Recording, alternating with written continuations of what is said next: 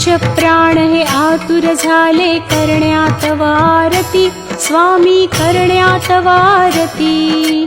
सगुण रूपाने येऊन स्वामी स्वीकारा आरती. हरिहर संगे ब्रह्मदेव ही खेळे तव भाळी, स्वामी खेळे तव भाळी.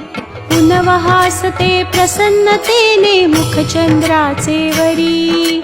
लाजवीती रविते जाला तव नयनांच्या ज्योती, स्वामी नयनांच्या ज्योती. सगुण रूपाने येऊन स्वामी स्वीकारा आरती.